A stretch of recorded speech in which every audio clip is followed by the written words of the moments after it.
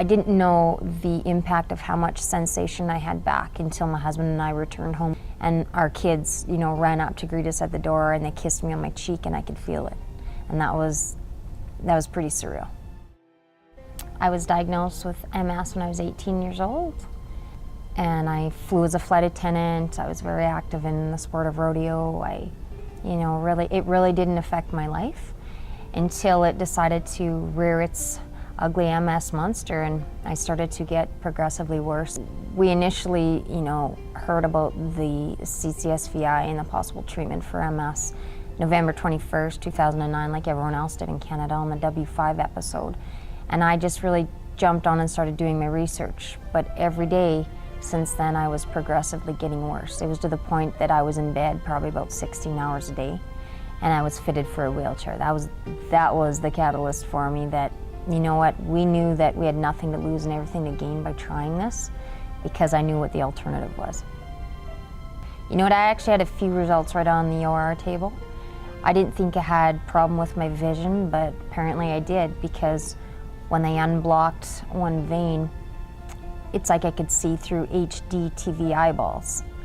Then when they unblocked the other vein that was more blocked in my jugulars, I have been completely numb on the one side for 4 years prior to that.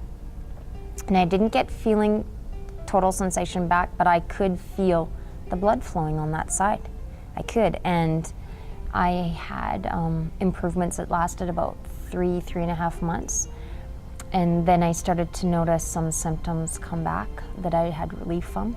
And I knew that there was more places closer to home that were doing this, literally running with this. So I did a lot of research again and asked other people, from other places they'd been to, and that's when I zeroed in on the team in Costa Mesa, California. And I didn't notice as immediate results the second time, but I have noticed over time now that I've had improvements that I didn't get the first time, and I'm over the hump, so to speak, where I was starting to regress from the first one. I'm just continuing on and feeling better every week or every month. I notice something. Yeah, I'll take you through a day. It used to be where my husband had to physically help me get out of bed. He had to get my walker, and I needed that to even leave the room. And on very bad days, he had to help me brush my teeth and comb my hair. You lose a lot of dignity with this illness, and this has given me a lot of dignity back. This is not a cure for my multiple sclerosis. I still have secondary multiple sclerosis.